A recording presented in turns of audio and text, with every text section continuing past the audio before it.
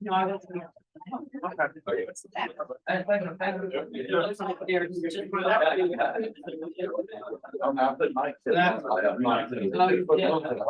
Yeah. Yeah, and I know. I'm up there, they started loving.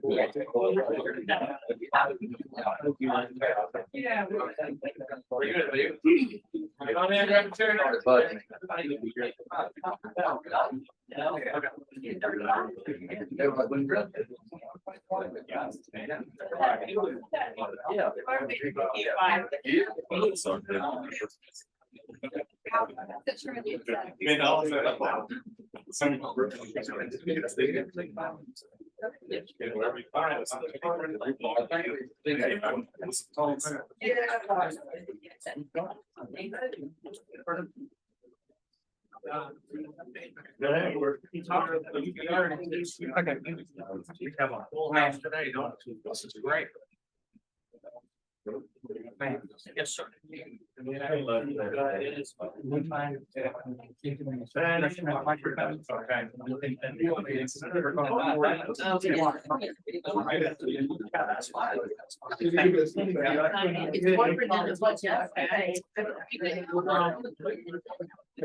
Testing. Oh, that works. How close do I need to be for you to pick up? You need to amble. Sir, are you wanting to amble a little bit? I hate a post, but I'll stay close. Yeah. We'll. Well, I can, as long as I can see my, I'll be fine. Well, we can add you in. And next up.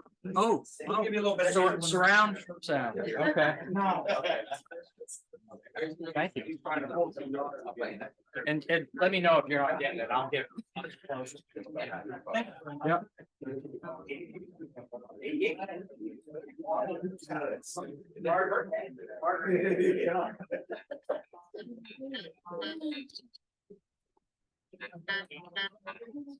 All right, as you sign in, if you get an index card, make sure you got something to write with. Anybody need an index card that signed in? I didn't sign in. You didn't sign in? I'll sign in when we're done. That's fine. No, I don't have a penny. I did not. You want to bring me one? No, I'll be good. You can share mine. Okay. You probably want your. I'll get it. I always have a penny. There's one right there. There's one right there. Stop going on.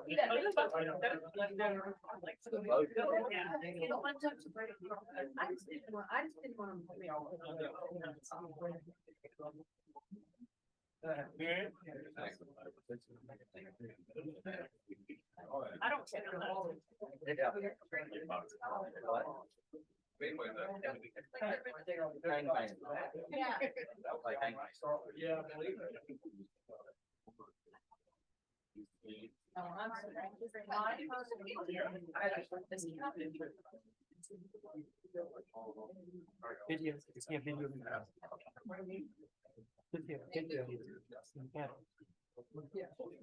That's why the mouth is.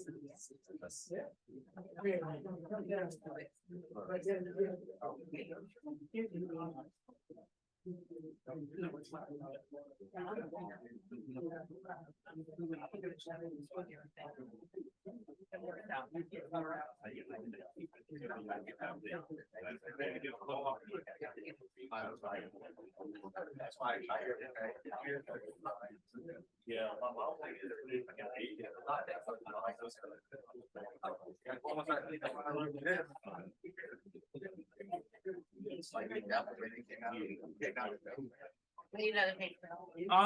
We go through all of them? Wow, okay, hold on. How you doing, Candy? Good.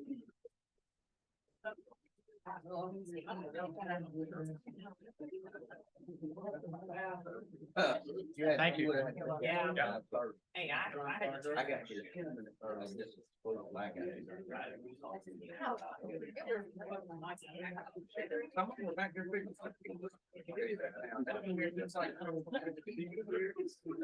Taking advantage, they're like, hey, I.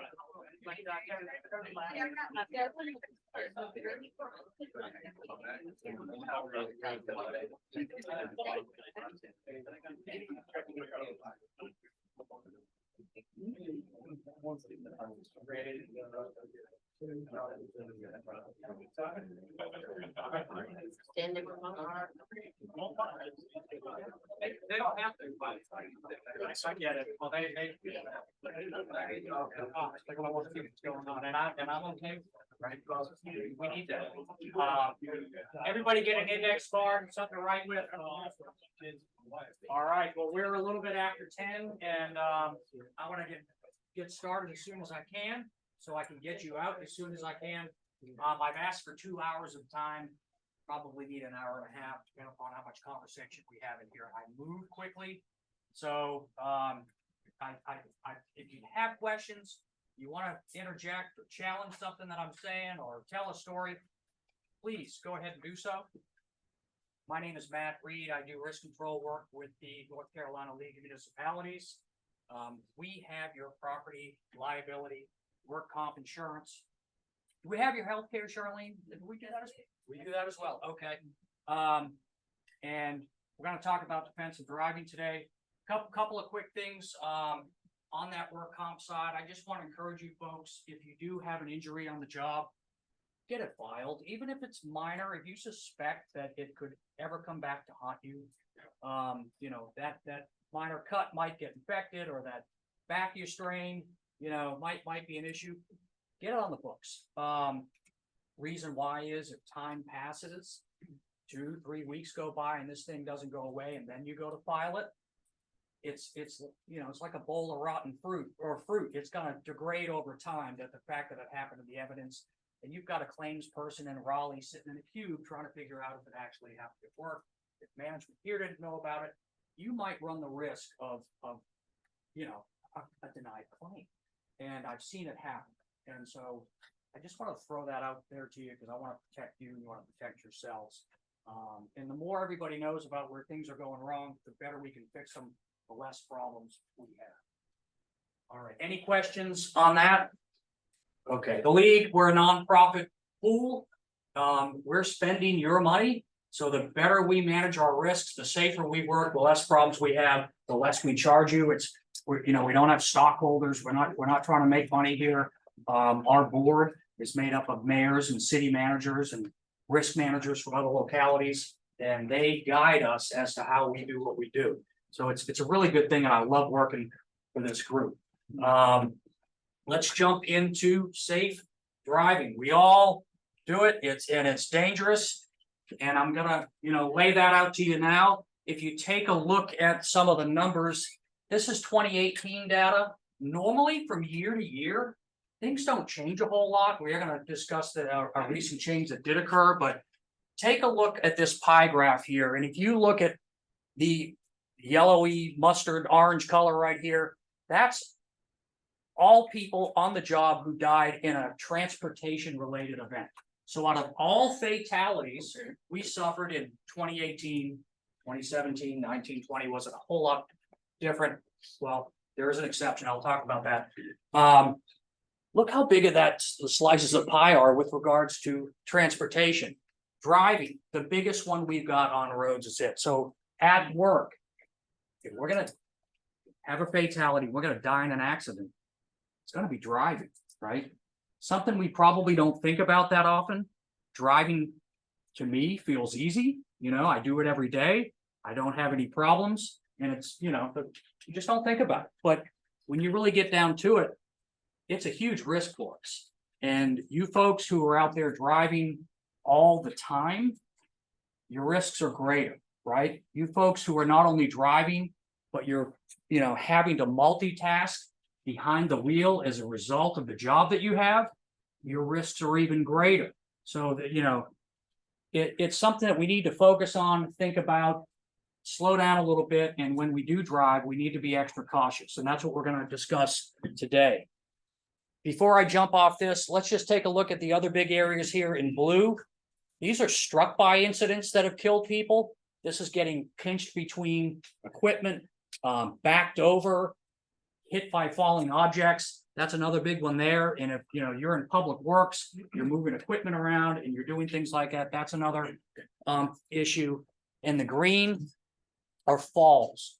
So if you folks are climbing up and down off equipment, getting on ladders, roofs, that type of thing, another big hazard overall for us. So those are the areas, but all in all, transportation's a big one. And in local governments, many of us drive, and we drive a lot. All right. So let's take a look at fatalities in the US from 2000 to 2021. Starting in the year 2000, we were at about 42,000 deaths. We stayed roughly the same until we went and had a big drop in 2008. Why was that? What happened in 08 and 09? The economy tanked, right? And so construction stopped, and a lot of people weren't out working and on the road, and it really dropped deaths down. The banking crisis, the fiscal crisis that we had went on for a number of years, and we started ramping back up in 14, 15. However, our numbers didn't grow quite as much. The economy was still on its way back. There was a lot of turnover in cars, and newer vehicles are safer. So we think that was probably a factor as well. But then in 19, 20, 21, we started cranking back up all over again, which was during COVID, while we had a lockdown going on. So how do we have this many deaths at the bar, 42,000 deaths in 21, when, people were, or 38 and 20, when a lot of people were still off the road, while more and more people were working from home and not going to work. What happened? People were crazy. Thank you. That's exactly the right answer. People started driving a lot worse and a lot faster. You had a lot of young drivers coming on board, and getting out on the roads with less traffic. And in many areas, I don't know about here, there was less enforcement at the time for a number of reasons, not only COVID, but we had the George Floyd event. We had big pressure on policing, and a lot of this is mostly younger drivers, got out there and they started flying down the road, and they picked up a lot of bad habits, and we're still dealing with that today. So that's kind of the state of where we're at right now. And the hope is that these numbers are going to begin to come back down as we wake up and deal with this problem. All right, so we're talking fatalities, but really, when you think about accidents, there's also injuries, right? And fatalities are the tip of the iceberg. So you've got your deaths, and for each death, and this is with accidents in general. All right, there are 18 people who landed in the hospital and 400 who are medically attended to. All right, they may not have been hospitalized, but they received some kind of medical treatment. So, we're looking at the deaths, but boy, there's a whole lot more going on down below that we need to worry about as well. And when things go wrong, when you have that car accident or that fall, whatever it might be, how do you know whether you're just going to need some medical care or nothing at all? I'm glad I survived that one. Or, you end up in the hospital for death. How do you know? You don't, right? It's a numbers game, really. And so, you pull out onto this highway out here and you get hit, less of a chance of you dying, but those odds are there. And it's something we need to think about, that there's a lot more going on than just the fatalities. Any questions on any of this? Okay, so the cards that you have in your hand, what I want you to do when thinking about this big picture and the fact that driving is real risky, and we need to be focused on it and being as safe as we possibly can. I want you to think about and write down the top 5 people in your lives today. Who are the 5 most important people in your world? And just write them down on this card. I'm not collecting these. This is just for you. So however you want to do it.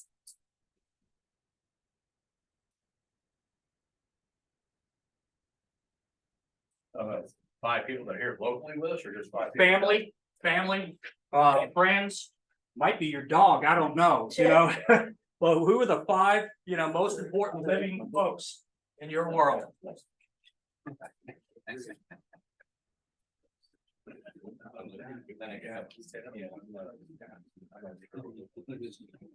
What if we have kids? We put them both on the same line, or do we have to distinguish between that and two? I don't care what you do. You can put it back. I mean, Give them a hierarchy. give them a hierarchy. Who do you love the best? Right?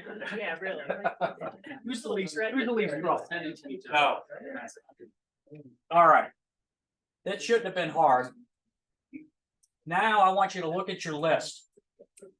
And I want you to cross out 2 of the people you wrote down.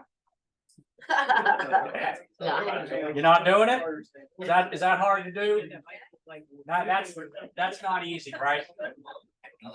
Where am I going? Where am I going with this? Odds are. Inheritance. Odds are, out of those 5 people you wrote down, 2 of them are gonna be involved in a car accident within a 5 to 10 year period of time. All right? How do you know if it's gonna be that death, or they're gonna be one of the 18 that need hospitalizations, or one of the 400 that just get minor bumps and bruises for less? How do you, we don't know, right? And those are the odds that we're currently facing out on the road today. So I don't blame you if you didn't cross any of your folks out. I didn't when I did this. I did this exercise a long time ago in a class myself. And I didn't want to cross out anybody. But that's what we're facing. And did anybody put themselves down on that? Did anybody write themselves as the most important person in their world? Excellent. That's great. I didn't when I did this exercise, but it makes sense, right? Who can you control the most? Yourself, right? What happens if you're not here? What does it do to the other 4 people on your list if you're not here? Right? How many people did you take care of? You feed, that whole thing. So really, we need to be looking out for ourselves and making sure we're doing things as safe as possible for the ones we love around us. So we need to drive defensively to reduce our risks. It will help us. We can't control all the other drivers out there, right? But we ourselves can do things that will protect us from them. And so we want to drive to save our lives, other lives, in time, believe it or not. Slowing down a little bit, not having these accidents will save time in the big picture, and money. And we spend a lot of money fixing vehicles and treating people in this country. It's billions and billions of dollars from mistakes that often or most often could have been prevented. Okay. I mentioned all the multitasking that we do. We also drive a number of different vehicles in local governments. I might come to work in a Toyota Camry and then jump into a dump truck or a cruiser or a fire truck, which is a completely different type of vehicle, right? It's really important that any new employee that comes in your door has a really good, thorough knowledge of what they're about to get into and operate. We see a number of claims each year where someone comes in and says, "Oh, I've run a dump truck for the past 5 years. I know how to do that." And they sell themselves too much. And the supervisor, the manager, just says, "Okay, go to it." And then they get in it and they do something like run into a bridge with the dump bed up. That was a claim. Actually, I did this in Virginia for a long time for the Virginia Municipal League. That was one that was on Highway 58 up in Virginia. So we have that happen a lot. They get into the bobcat or some piece of equipment and they really don't know how to operate it safely. And that's when the serious events occur. Big vehicles like this have huge blind spots. If you can see on the right here, this is a picture of a GMC 3500 heavy duty truck. And that gray all around that truck is a blind spot that you can't see up to a certain height if you're sitting in the driver's seat of that truck. right? So if I'm an individual and I'm walking right around close to that truck, I'm probably not going to be seen by that driver, right? We need to be aware of these things. It's not the car that you came to work in. How do you folks handle inspections and repairs here? Do you have a transportation garage, or do you send stuff off to a private shop to fix things and maintain? We got a garage. You got a garage. Okay, great. Well, that's good to hear. And please, as drivers, if you have problems with your vehicles, let these folks know, get it fixed. Just because you're aware of the problem and you're maybe dealing with it, the next person who gets in the vehicle may not be aware, and they could have a problem, right? Most accidents are behaviorally related. It's not the equipment that gets us into trouble for the most part. But that being said, this is an easy elimination of having a problem if everything is working properly, right? Especially brakes and tires, right? And lights. Those are helpful. And here's an example of an event that I dealt with some years back where maintenance was an issue. There was, they were complacent with maintenance, and we almost had a fatality in this situation. This is a truck in the electrical department. The day before this happened, the supervisor who was driving the truck noticed that there was something going on with the brakes. He stopped the job and he took it into the transportation, the maintenance shop, turned the thing in and said, I don't know what's going on with this, but I think there's some brake problems. The truck was sitting there. The next day, a different crew came in. The supervisor for that day wanted that truck to do a job. He was gung-ho. He worked hard. He wanted to get the job done. And he said, there's nothing wrong with that truck. Went down to the maintenance garage, grabbed the keys, and drove away to go work, get the job done. And what happened was, when he approached intersection with a red light, he hit the brakes barely worked, and he was going to rear end another car.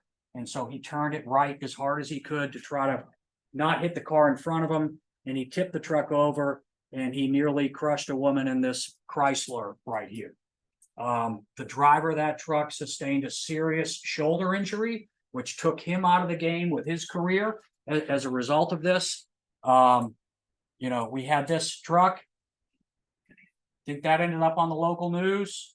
It sure did, right? The municipal, name is on the side of it. It made a splash. It hurt the reputation of the entity. It radiates out. Many different things happen right here. We had a bad day with this municipality. So maintenance, here's a real good example here why we need to be taking care of our stuff. I'm not sure how y'all are handling the inspections, but if you've got a program in place, please do it. Just don't pencil whip your inspection forms and push it on through. Truly check your equipment, make sure things are working properly. Because in that chance that you miss something, you pencil whip the form, you don't check your equipment, and something fails and you end up in court, that's what's going to get questioned. Well, you filled this thing out. How come did you really check, right? Odds are low that something like that might happen to you, but when you look at the whole state in a bigger world, we see it happen too much. And so, you don't want to be caught in that situation. Plus, you do your pre-trips and you will find your problems, right? And you won't have those problems out on the road. Any questions so far? I'm moving quickly, but I'm going to cover a lot of ground. All right. Let's talk tires. Truly important to have good rubber on your vehicles, especially when weather conditions are poor. And we'll look at that now.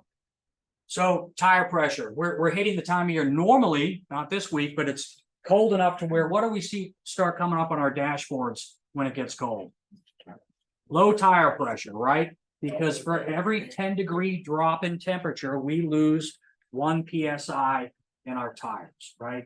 That's typically what's going on with a lot of our vehicles right now. We want to keep our tire pressure up to within where the manufacturer has recommended the tire pressure be for that car. It's going to give you better gas mileage. It's going to make your tires last longer. And in an emergency event or in poor weather, they're really going to perform as you want them to. Okay. So keep your tire pressure up. We don't want to overinflate, because if we overinflate a tire, we'll lose contact with the surface of the road. We want as much of that tire to be hitting that contact patch as possible. Think about it, 4 tires on the road. It's not a whole lot of contact to begin with. When we're properly inflated, we get that full contact. That's where we want to be. If we're underinflated, we can lose that contact as well. We lose performance.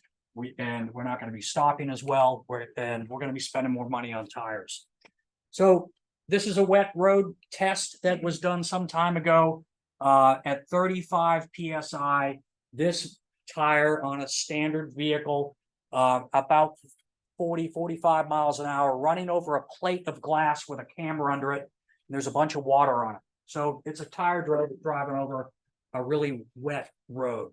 And with a properly inflated tire, you're going to be able to get a lot more of a contact patch than you do when tire pressure starts to drop.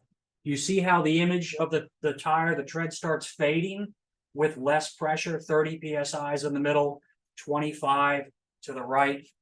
25 PSI at that speed going over that water, we're really beginning to lose traction, right? And what happens on wet roads when we lose traction? We hydroplane, right? And we slide and we lose control. And we don't want to do that. So I can't emphasize enough, keep up with your tires, right? Check them regularly. Make sure they're in good shape. Tread depth is important. What's the bare minimum? What's when does the state make you replace tires? At what depth? Anybody know? Lincoln's head on a pad or 230 seconds, right? Yeah, at the bottom here. When you buy a new set of tires, it could be 10 or 11, 30 seconds at depth and tread, like the top picture on the right here. On a wet road at 55 miles an hour, I slam on brakes with ABS, right? ABS isn't going to let my car lock up. I'm still going to move, but it's going to slow me down as quickly as possible without skidding. I can stop an average car at about a little under 200 feet with a brand new set of tires. Let's say I drive a year or two. I cut that in half down to 430 seconds tread. I do the same thing. It's going to take me an extra 100 feet to stop that car at 430 seconds. Why? Because there's water on the road. There's less tread depth to push the water out from under the tire. That ABS isn't going to allow that skidding to happen, and it's going to take longer to stop the vehicle. Is 100 feet a long ways if you're trying to avoid a kid on a bike or stay out of an intersection? Or yeah, that's significant. And then at 230 seconds, 378 feet, right? So we can go to 230 seconds on our tires. That's legal. But do you want to for your personal vehicles? Maybe not. Maybe you want to get to about 4 and change them and buy yourself that better stopping capability, you know, in that emergency situation, poor weather. That's when it really counts. Any questions on that? Okay. Seat belts, adjusting mirrors, hand position. We're going to talk about all this. This is all important before we even get out on the road. If we do this, we're going to cut our risk of having that crash. Blind spots, all vehicles have them. Some are a lot worse than others, but these account for about 18,000 side swipes crashes out on the roads a year, where I'm going to jump over into the other lane. I don't see the car up next to me because I've got a blind spot and I hit that car. Okay, so the better we adjust our mirrors, the more we, keep our head on a swivel and we look around. In addition to checking our mirrors, the less likely we're going to have this problem. So be vigilant, because this is a big cause of accidents. And what I want to do is show you a quick video that I've found that I think is pretty good about how to adjust your mirrors so that you can maximize what you see and minimize your blind spots. You know the old adage, you have to look before you leave? Well, the same applies to driving. You need to see where you're going to get there safely. And on today's autofocus, I'm going to show you how to properly adjust your side view and your rear view mirror. Yeah, it seems simple enough. You adjust your mirrors so you can see behind you and everything's great. But there is a technique so you can see into those blind spots behind your car, see that car coming up behind you. Now, the proper way to adjust your driver's side view mirror is to lean your head all the way over, till just about you touch the glass like this. Then adjust your mirror until you just see beyond your car. You should just see just that little sliver. You shouldn't see that. You're gonna adjust just beyond that. What that's gonna allow you to do is to see past that blind spot. You don't need to see your car, you need to see the lane next to you and see the car that's in it. Now with the passenger side view mirror, you want to lean as far over towards the center as you can and adjust that mirror till you see just beyond your car. That will allow you to see into that 3/4 view blind spot on your passenger side. And for the rear view mirror, a lot simpler. Most people do this right. Obviously, you just want to adjust it so you see right behind you. If you're in that Jeep right there and you want to be in this turn lane, what do? You check your side view mirror, you don't see a car there, and you pull on in. And then suddenly, boom, there's a car there. Now, if your mirror was adjusted properly, this is what you would have seen. Take a moment, adjust your mirrors properly. A well-adjusted mirror can actually save your life. I'm Ben Italis with this week's autofocus. So a bit of a different technique than I was ever taught in terms of, how to adjust my side mirrors. I was taught, well, bring the mirror out till you barely see your car. So you have a reference point, right? A benchmark. And then that's where you're at. But if you think about it, your car's not going to hit you. You don't need to see your car. You need to take advantage of that mirror all the more by pushing it out a little bit more. So if you lean into your driver's side glass, adjust it out and lean over, adjust it out, you're going to get a lot more real estate in those side mirrors, and they're going to work better for you. Has anybody ever seen that or tried it? You have. Excellent. That's how I do that. That's how you, oh, good. A lot of people haven't seen this, and I certainly didn't up to, probably 4 or 5 years ago when I found this. So I hope you try this. If you leave this class and do one thing, this could be a save, for your vehicles.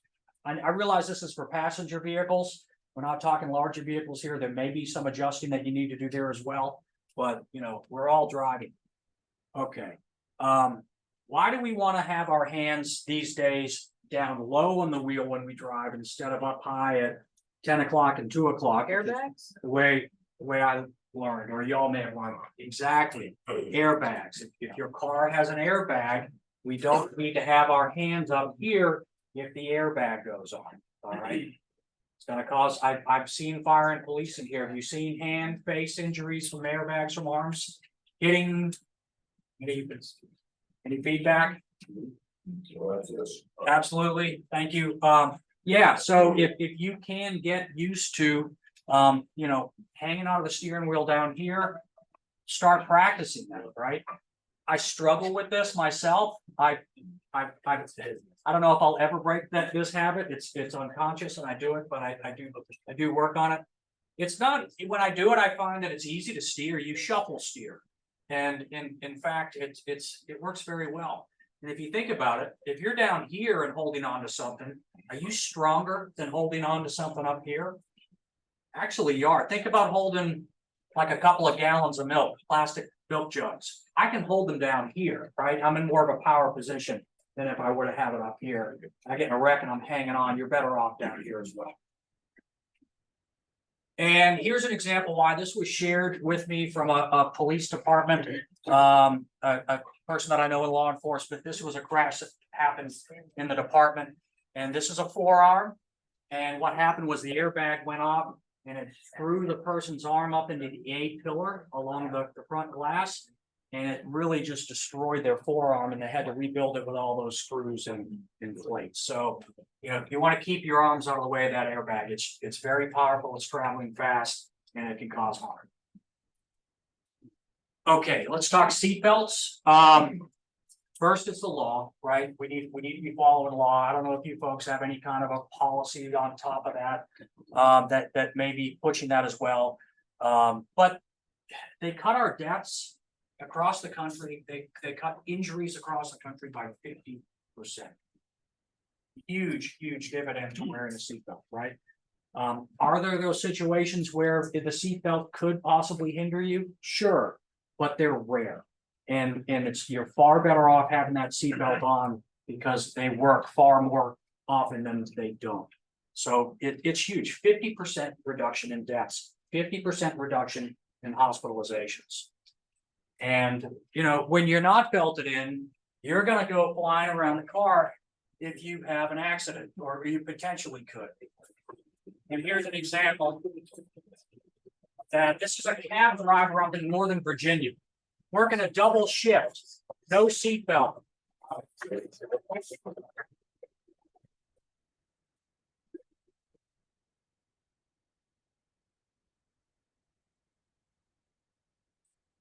Yeah.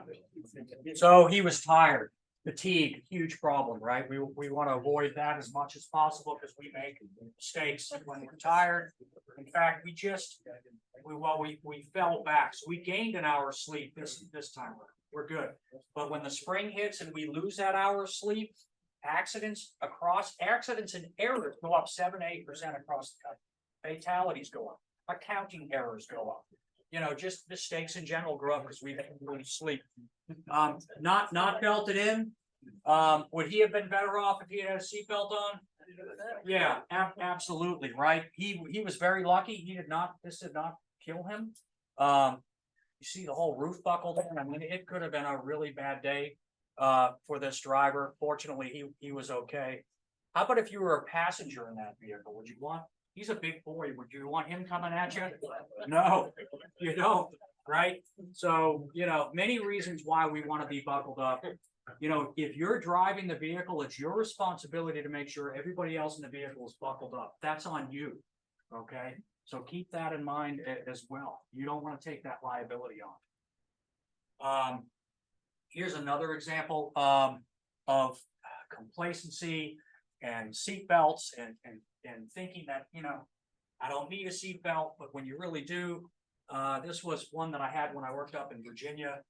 And it was a refuse truck operator. He was close to retirement. He had been doing this route for close to 30 years. He knew this area. And he went over a set of railroad tracks. And he missed the train. Oh, yeah.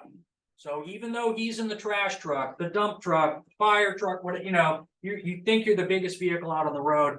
If things go wrong and energy starts moving in ways you don't want it to, or you get hit by a train, it's not going to work out very well for you, right? You can see the trash dangling off the truck. Train was okay. But this refuse truck was not. That's the front end of the truck. Ripped the front end right off the truck. And you see something missing? Yeah. The windshield, right? You see the gasket to the windshield dangling off the side? Why do you think the windshield's gone? The driver went through it. I can't imagine going through a piece of glass like that. This descalped him. Oh, no. It gave him serious neck injuries. It was he survived it. It was a huge claim. And in Virginia, under workers' comp law, if you have a safety policy in place, you've been trained on it, and the policy is enforced, and you disregard the policy and you get hurt, your claim is denied. Okay? And in the city of Salem, Virginia, they had a policy, they did training on it, and their police department would pull town drivers, city drivers over that didn't have their seatbelt on, and they got written up for it. And it was probably the tightest operation that I saw in the state in terms of, you know, trying to get compliance. This poor guy's claim was denied as a result of this. Okay. No, this reverberates bad all the way around. We feel horrible having to deny it. It kills morale in the city. He doesn't get his workers' comp, which he should have gotten 66 2/3 of his salary for the rest of his days. His healthcare picked it up, but then that's a hit on healthcare. So their healthcare rates went up for everybody. And if he just would have had a seatbelt on, would have seen the train, but next step, he would have had a seatbelt on, he'd have been all right. So this was a real lesson right here for a lot of folks and tough. In North Carolina, it's not the same way. You can get a reduction of your claim. They'll take it's 10 or 15% off of what you're gonna get paid.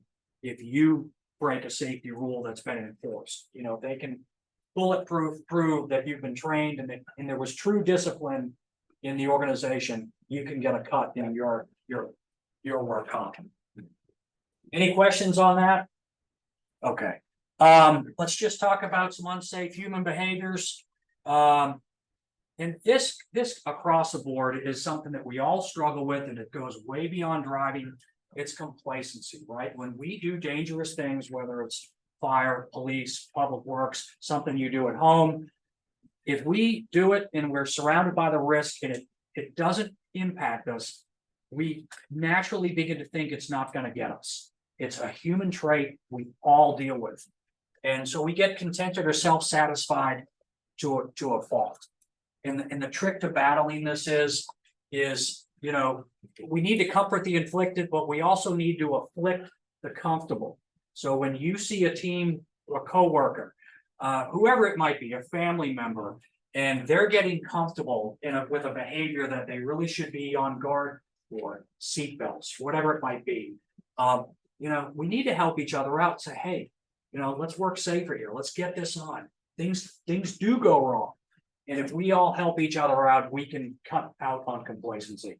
We all face it, right? And as time goes by, we all get complacent, and we need to keep that in mind. Here's an example of that as well. This was another claim I had to deal with. It was a small town up in Virginia. And what do we got here? A trash truck on a baseball field. This truck slammed through the baseball field at about 1:30 in the afternoon. There was a game that day at 4 or something along that line. So there were people coming. Fortunately, there was no one there at the time.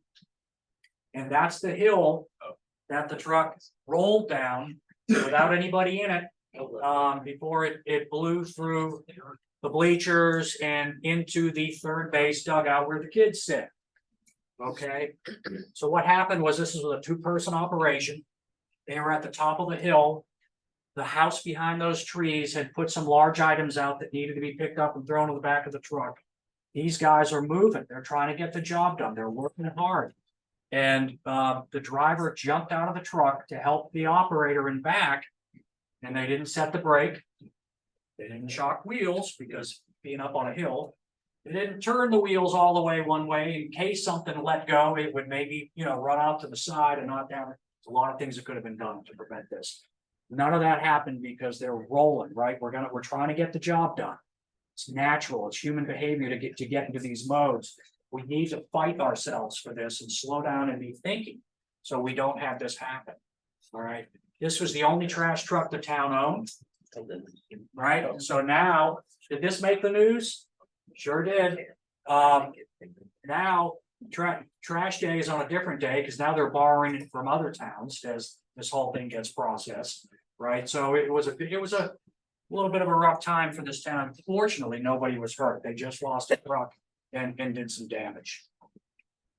So when we're repeatedly exposed to dangerous or violent situations, we get less concerned about them because we get away with it, right? That's the battle.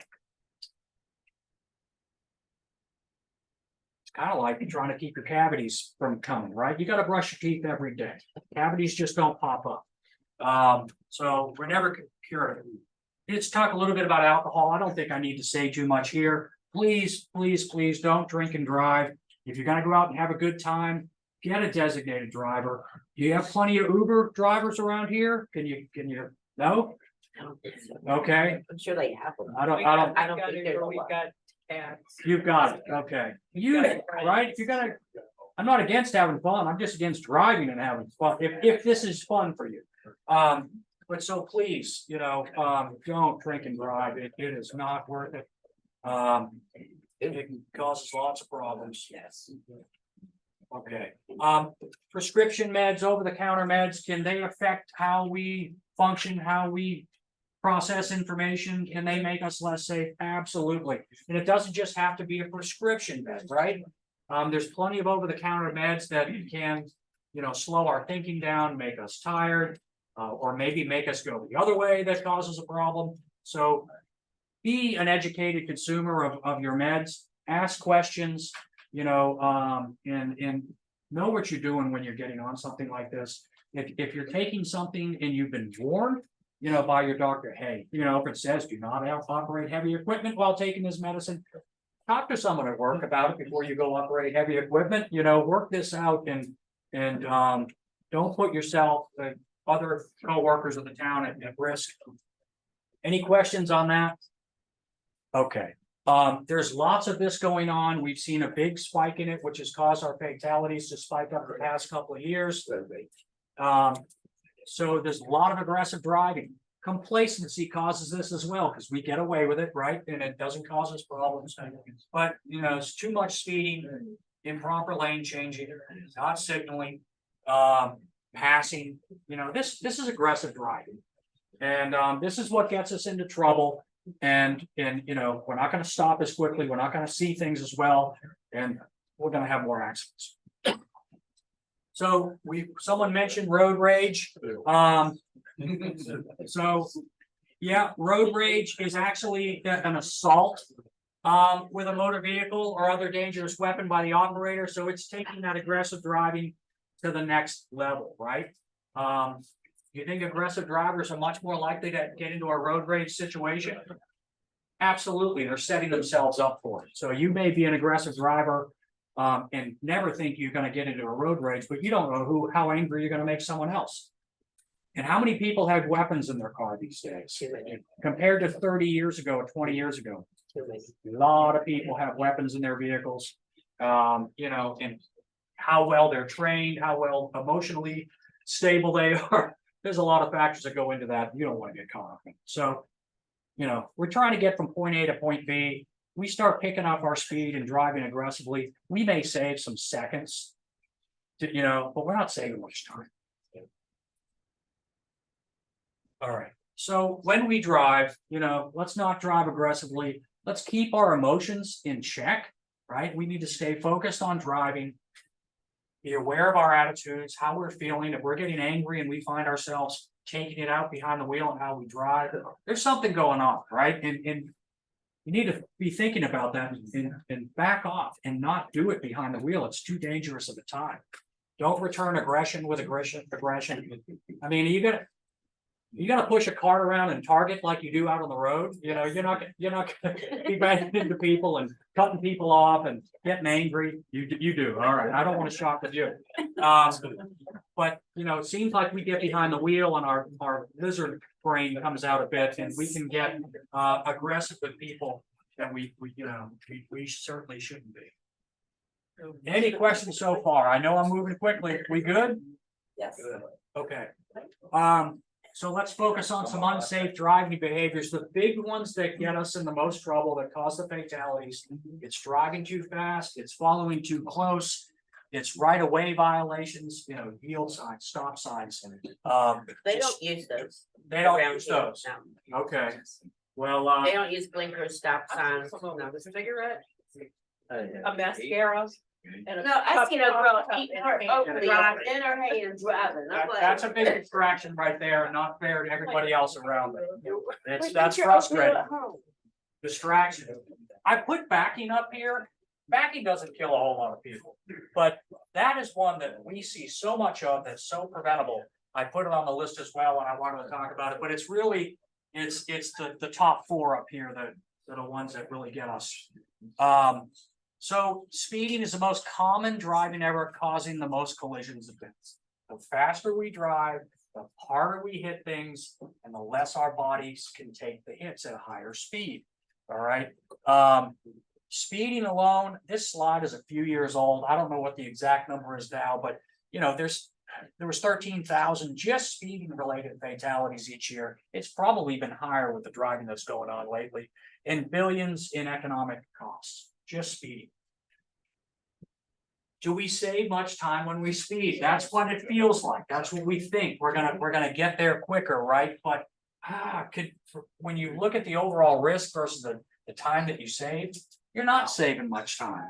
And if you take a look at this chart or this little spreadsheet right here, at 50 miles an hour, it takes us 12 minutes to drive 10 miles. That's 10 straight miles, no stop signs, no slowdowns, 12 minutes. All right, and that's your benchmark. Your risk of death is X. You pick it up 5 miles an hour, you're going to save 1 minute and 6 seconds in 10 miles. And you're going to be 1.5 times more likely to die if you crash just by going 5 miles an hour faster, right? Look at 65. We're 3 times more likely to die if we wreck versus 50. And we've saved 2 minutes, 46 seconds in 10 miles time. Again, no stop signs, no school buses that are slowing us down. At 70, we're 4 times more likely to die if we wreck, right?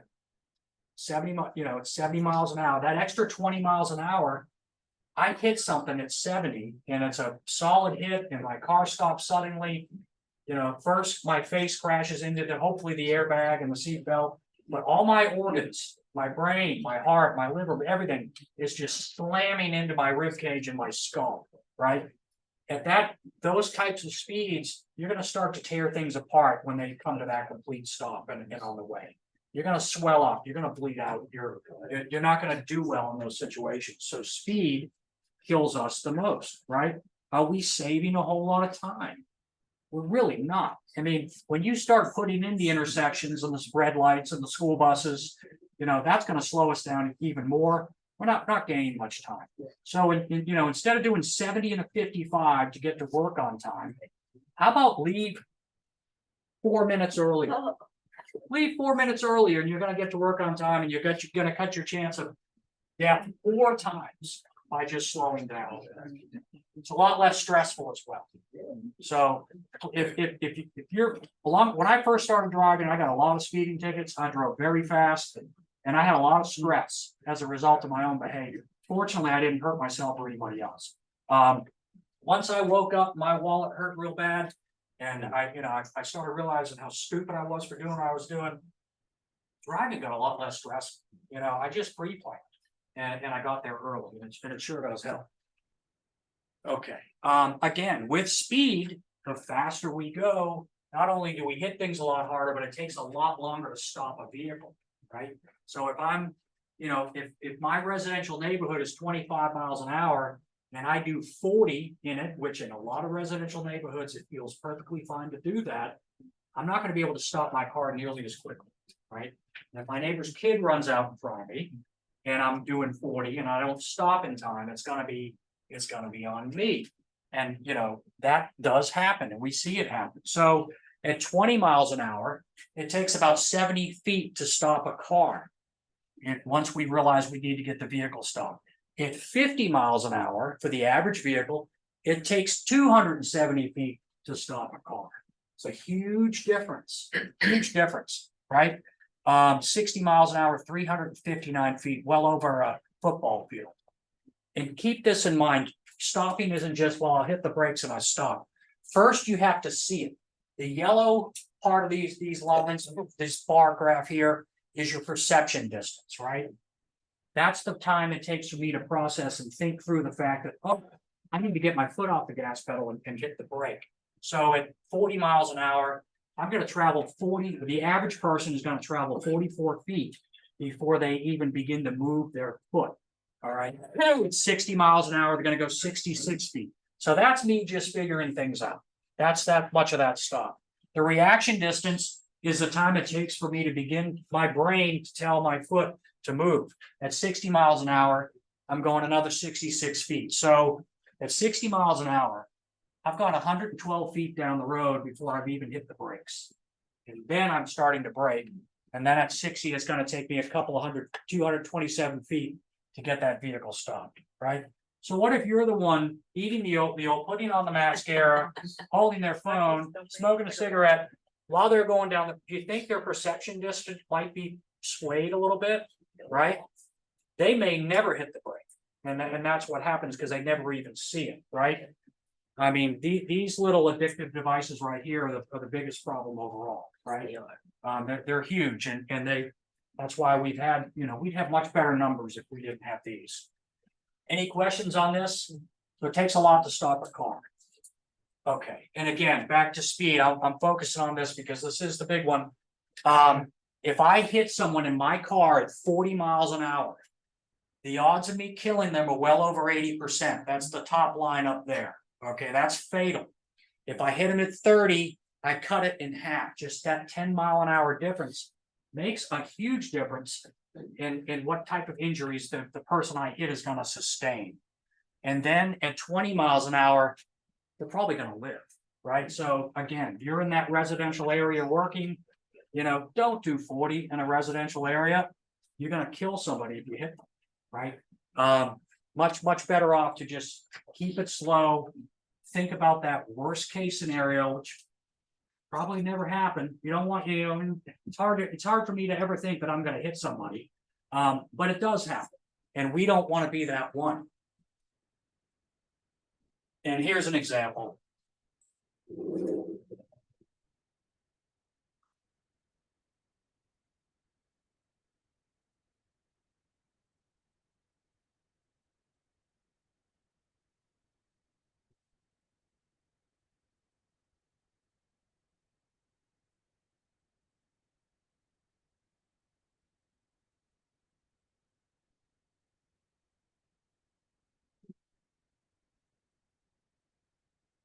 With 5 miles per hour over the 30 miles per hour speed limit, how much further would it take to stop? 1 foot, 2 feet, 3 feet, 4 feet, 5 feet, 6 feet, 7 feet, 8 feet, 9 feet, 10 feet, 11 feet, 12 feet, 13 feet, 14 feet, 15 feet, 16 feet, 17 feet, 18 feet, 19 feet, 20 feet,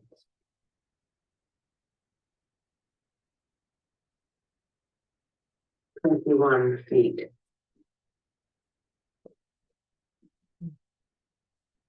But we don't want to happen. And do we have any crash investigators in here who determine how fast a car was going? I know I got a lot of law enforcement. Anybody here do that? No? Okay. I'm naturally curious. I don't know the answer to this. Is how easy is it to figure out how fast a car is going? Can you get down to within 5 miles an hour? How can you figure that out? I'm getting a nod, yes. You just plug it into the box, right? And then you're gonna know. Thank you. So they're gonna figure it out. They're gonna know. Okay, so let's move on from speeding and just talk about following distances. If you can, you want to keep a cushion of safety around your vehicle as best you can. Very difficult to do on the roads out there, but be aware of what's going on around you. And try to keep as much of a following distance between you and the vehicle in front of you as you can.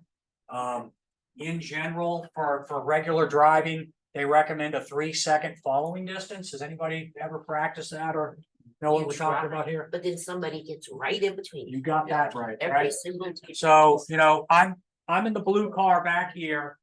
The red car passes that tree and I start counting. 1001, 1002, 1003.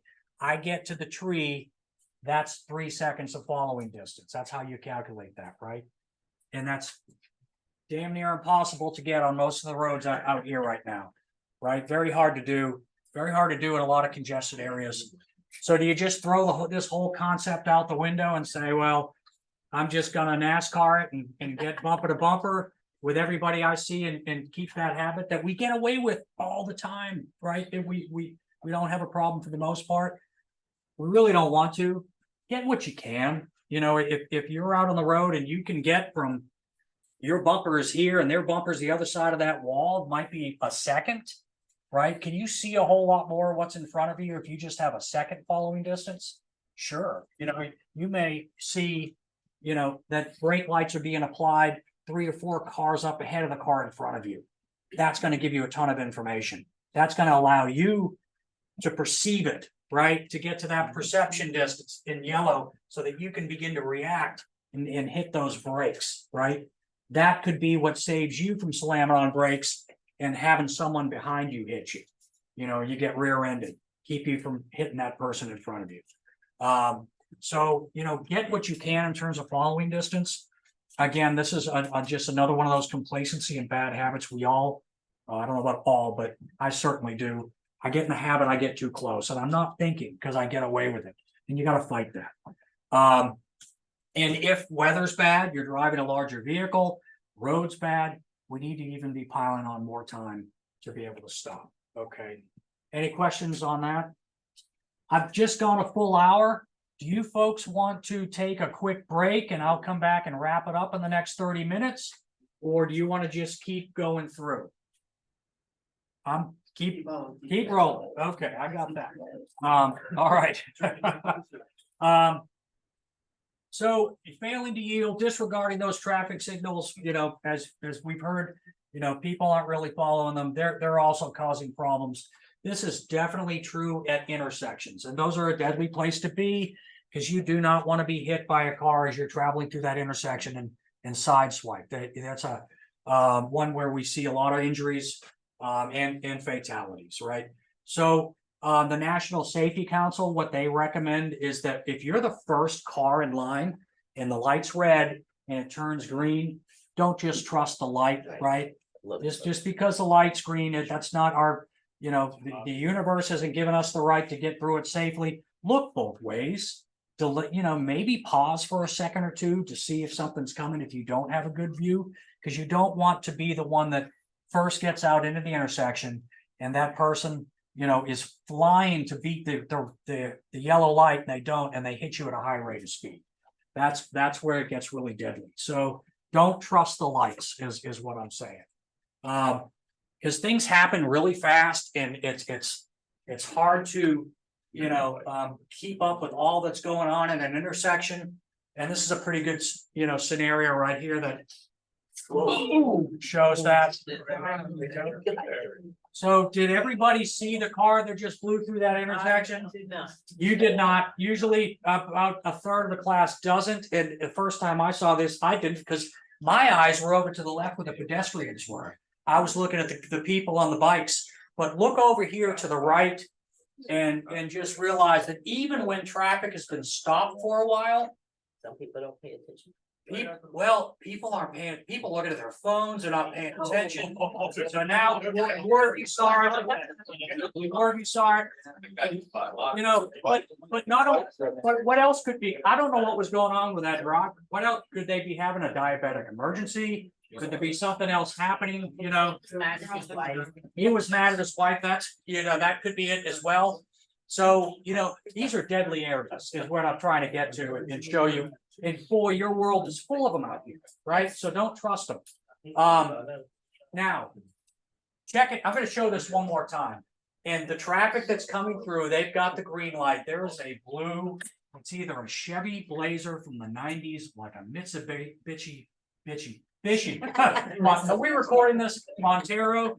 And the driver sees that car coming. That driver actually looks both ways, slams on their brakes. You see the whole front end of the vehicle going down, and it prevents them from hitting that car and probably pushing that car into those cars over here. So if you could take a look, you know, so much goes on. That you see the front end come down. So that vehicle had the wherewithal to catch that and hit brakes and prevent this thing from going, you know, sideways. A lot going on. Intersections, don't trust them. Head-on collisions, another big thing, including around here with the way the traffic is. You don't want to be in one because you've got lots of energy coming at you. Oftentimes it's driver on driver that hits, right? It's all the energy's there. So, you know, look out for them. Look out for people who are distracted and possibly get into your lane. Get out of the way. Slow down, right? The slower you're driving, the less the hit. You know, the more likely you'll survive. And if you have to, be prepared to drive off the road if that's the last line of defense that you've got. But you really, it needs to be in a safe place. You don't want to drive off the road and hit the oak tree, or hit something that's gonna cause lots of problems as well, but that's a difficult one right there. Everything happens really fast, right? You don't have much time to think. And if you're, picking up French fries off the floor or looking at your phone, or you're really not all into your driving, you may miss it, right? And you don't have much time to react. And so it's just key to just drive and don't do anything else, because what happens, it happens really fast. Okay, so now let's talk about distractions. There anything that takes your attention away from the task at hand? Doesn't have to be just cell phones. What was kids? Sure. I had a contact with a town it was terrible. Her daughter reached back to attend to their child and drove their car underneath a Coca-Cola truck in the back and took her head off. That's kids, right? That's a huge distraction. And it's like stopping isn't just stopping. We need to break it down into its primary components. We've got different types of distractions. We got visual distractions, if we're taking our eyes off the road. We've got manual distractions with our hands, and we've got mental or cognitive distractions. Which one is this? Visuals. All of them. It's all of them, right? So this is really, really bad. And these are super challenging because these are like a slot machine. This is a little dopamine producing addictive device, right? I put mine in the console. You put it in the console. You want to keep it close. No, No, I don't see it. you don't see it. Well, good for If you. people in call Good for me, you. I'll Good for read you. This thing sticks to us like glue, and we want to know when people are reaching out. Oh, no, like when they're texting and they're 35 and a 50. Or they're texting, right?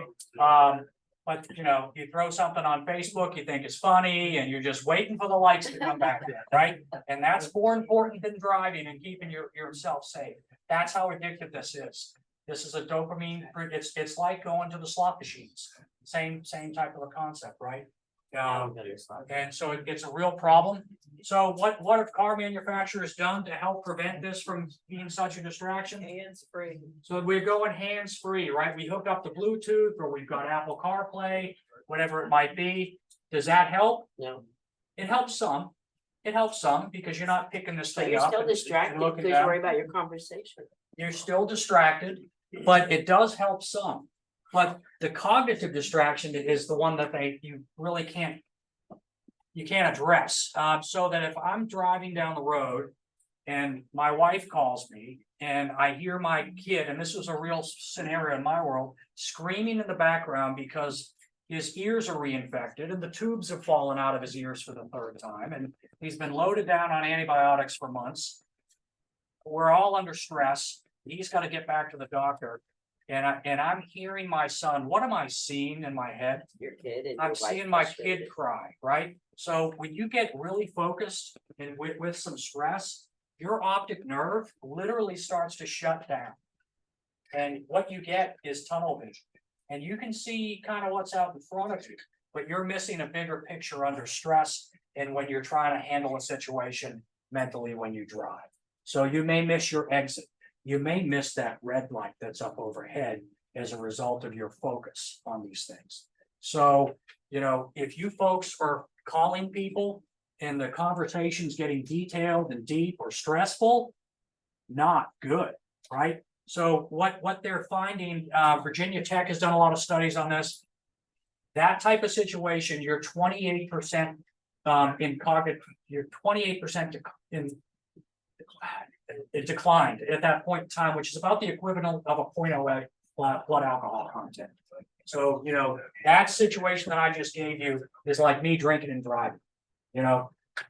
One thing is once I hang up, I'm back to normal. I'm not drunk, but so there is that, but these things are deadly. So even with Bluetooth, it's still a problem, right? So as an organization, as the managers that are in here, discourage this use if you can. Do y'all still have two-way radios? No. No, okay. Do you think they'd be better? No, I think so. I think they are better because if you get a call over that two-way radio, it's everybody's hearing it. These are quick conversations, or like the Nextels. Remember those when we had those? They were a lot quicker. I think we didn't spend as much time on our phones with the drivers. I could be wrong, but I wish we had more of those, or we just didn't do it at all. There's plenty of places to pull over, right? You're gonna make a call. There's tons of places to pull over. Pull over and make the call. You're gonna take the call. Pull over, right? And I don't know what your policy is here, but if that's your policy and you're not following it, well, you're hanging yourself up at that point in time and the town, you know. So, you know, keep that. I'd rather you not have a policy if you weren't following. Any questions on this? No? Okay. So you're 4 times more likely to have a road accident when you're on a mobile phone because you can't concentrate on 2 things at the same time. We toggle tasks. We don't multitask, right? We're going to switch from one thing to the next. So, you know, we need to stay focused and not get on that phone. I'm not banging on fire departments here. This is just a picture I grabbed, but because we all, if we're backing up, we're at a high risk of hitting things. And the more you drive, the higher the risk and the more complicated the situation, like what these guys have right here, the greater the odds, right? That's a tough thing to back up. So if you can avoid backing, and if you can't, try to back early. So like when I came in here this morning, I backed into my parking space. I pull up, I can look around and see that, you know, I'm in the clear. I know what I'm backing into. And then when I leave, I'm pulling out instead of trying to back out. That's going to cut your odds of having a back accident tremendously. So we pay for millions and millions of dollars in backing claims. Most of the time, people don't get hurt. We did have a fatality last year up around Asheville. It was a refuse truck that backed over one of its own, trying to back up to avoid a vehicle in front of them. We don't see that often, but it does happen. But normally it's just vehicles out of commission and your premiums going up over something that could have been prevented. So if you can select a spot which makes backing unnecessary, do that. Pull through the parking space so you can pull out, back upon arrival, not departure. You know, look around, crack your windows, listen, back slowly. Use a spotter if you have one, right? And always be able to see that spotter or anybody that you know is around your vehicle, because that's when people get backed over, right? You know someone's there, they're helping you, but you can't see them for a second. Don't drive if you can't see that person. Make sure you can see them. Some people just can't back up. True that. I mean, It's backing is hard. I have family that just cannot back up. Vehicles aren't really designed to be backed up with the human interface being well. It's gotten better with cameras. I will say that I'm a big fan of cameras, but I just want to say that they don't catch everything. They really don't. This was a study that was done by a utility out in the Midwest. They put cameras on their vehicles. They could see a lot more, but they still had blind spots up close and down low. Okay. So, you know, that toolbox, that child, the pet, they still had a chance of hitting those at real close. So they still, even with backup cameras, they made their drivers get out and do a 360 before they back the vehicle. And again, without the cameras at low levels, like you see the tricycle up here or the second vehicle at 41 feet, that van cannot see that tricycle. Just that driver sitting in the vehicle, looking in the mirrors, they're not catching it. So big distances, you can't see down low. You might hit the fire hydrant, you might hit another utility, you might hit a person, right? So when we can't see, we're blind to it, and that's when the risk goes way up. So try to avoid backing or use a spotter safely if you can. Any questions on this? You know about the cars that have like a 360 camera view? Yeah. From the top, do those have blind spots or? I can't speak for all cars, but I think it's an advancement that helps, you know, because they've got cameras on all sides and they create a 360 view for you. I think it's helpful, but I don't know how to answer that for all vehicles. I'd be, you know, kind of looking for a review if you own one and seeing what other people think or what the manufacturer has to say. But it's getting better, right? I mean, the technology is coming on strong. My mother owns a Tesla Model Y with full self-driving. We've never turned on that beta.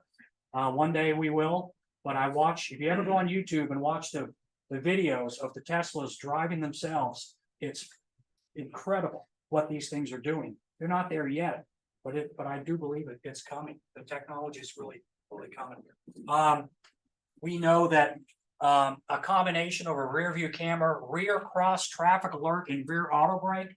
You're backing up, the bells and whistles go off, brakes hit, like on that Cadillac right there, that's what that's showing. Can reduce backing crashes by 78%, right? Where the technology is filling in for our lack of being able to do it. Equipping trucks with forward collision warning and automatic emergency braking can eliminate more than 2 out of 5 crashes. You never want to get hit by a big truck from behind. It's usually not good. So it is getting better. We encourage this technology as you upgrade your fleet or upgrade your vehicles, because we think it's going to pay for itself and save you money. Any questions? Okay, just real quick on this one, please, for yourselves, or if you've got kids, make sure if they get pulled over that, the officer can see them and that their hands are on the wheel, so that the officer can approach the vehicle in a safe manner and know that, and they can assess their threats, including passengers, right? If you have no good place to pull over, put your flashers on, slow down, find a safe place, and do this gently and easy and with as much transparency as you can to, for the officer's safety and your safety. Any other comments from law enforcement that I should have been bringing up at this point? Okay. So if you would, we're getting to the final here. Take out your card that you wrote down. And your list of your top 5. All right. On the upper left, that was my card that I did, oh God, probably 20 years ago when I took a class at that exercise. And my brother Jerry is the second person I wrote on my list. Right there. That's my brother Jerry and me at a Hurricanes game back in 2010, in February of 2010. On March the 1st, 2010, my brother was killed on Highway 40 at the Cary Harrison Avenue exit, mile marker 186, by that trash truck right there. That was a refuse truck. And that's my brother's car. And what happened was my brother was on his way to work. He worked in the Research Triangle Park. And he came over, it's a hill on 40. If you've ever driven out there, you've probably driven over this hill. You go over the hill, while you're going up, you can't see on the other side. It's a bad road design. My brother came over the hill and there was a wreck on the side of the road, a minor accident down the hill about a half mile. And what do people do when there's a wreck on the side of the road? They rubberneck, and it started backing up traffic up the hill. And this truck came up over the hill after my brother and hit him, and 5 other cars were also involved in the accident. They all lived. They were, remember the pyramid, 1, 18, 400. They were down below. My brother was on top, and he was pushed quite a ways down the road. This was a station wagon he was in, and that truck just kept pushing and eating him up as he was going down the road. The back tires right up his back seat, and it broke his neck and killed him. So I had taught a defensive driving class the Friday before up in Virginia. I was home, it was a Monday. I'm sitting there pouring coffee, looking at WRL, and this wreck is on the news. And I just look at it and shake my head and said, whoever's in that vehicle, they're gone. And I went to work. I didn't know it was my brother. And midday, I got a call, and it was my mother. She was up in Virginia screaming, telling me to get to Duke because the state troopers have just called. They took a long time to identify my brother because they couldn't get the plate off the back. And he played hockey, and his wallet was in his hockey gear in the back of that truck. They couldn't figure out who it was. And At least that's what I remember. So I get there and, you know, his head's the size of a basketball. It's so swollen up. The violence of the wreck just, you know, tore him up on the inside. And so as soon as I looked at him, I knew he was gone. He was on life support. He was an organ donor. I recommend that. That was something that I think is a great thing. And I think it helped us. He donated his lungs to this woman here. That's my mother hugging that's the backside of my mother, hugging a woman named Mary Searcy. Mary needed lungs. She got my brother's lungs. She lived up until this year. And her lungs were fine when she passed. She passed of another issue, but she got to see grandchildren born. She got to see her daughters get married. You know, we got to know her. It was great. And this is the hardest picture right here. That's my mother listening to my brother's lungs and Mary's lungs with a stethoscope. We were at UNC hospitals when we met. It was kind of unique that we're able to do this. So yeah, he was at the top of the pyramid. You don't know, right? But if it could happen, but it does. And he was on my list and I lost him, right? So this was real hard. This is a big deal. He's got 2 kids. They're doing great. His wife's good and we're good. But do the odds change when this happens? You know, are you bulletproof? Are you free from having that wreck? Could someone else get it in your world on your list? The odds don't change, right? So here we go 2 years later, and I've got a cousin, Stephen, who my parents raised. He came from a home, there was trouble in the home. My parents took him in as an infant. He's basically another kid of my parents. He was there for several years. Ended up, my parents were putting him through college. He was up in Chesterfield County, Virginia, and he was broadsided by a distracted driver on his way to church one Sunday morning, and he was hit in an intersection. He had the green, the other guy had the red, but wasn't paying any attention, and hit my cousin Stephen and broke his neck and killed him. And that's the last I saw him was with my son in downtown Raleigh.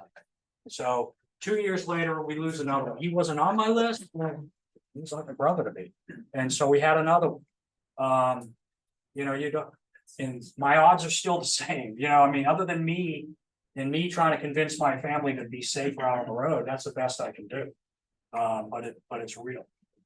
So yeah, so keep your list and protect those people.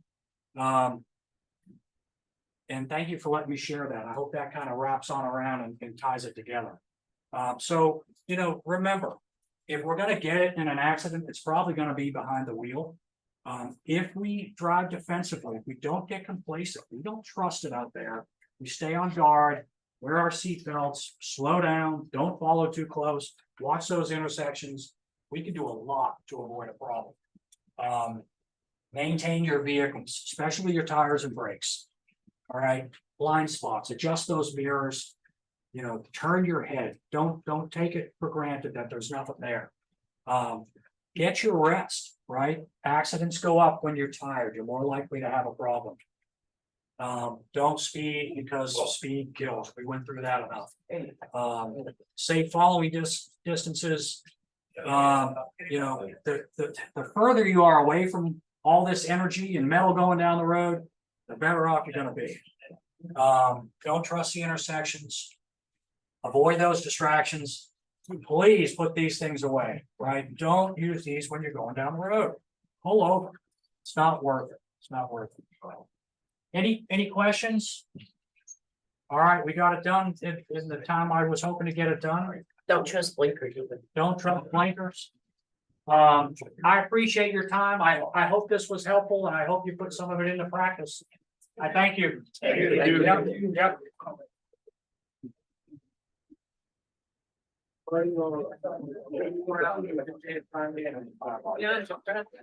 Yesterday there was road rage, getting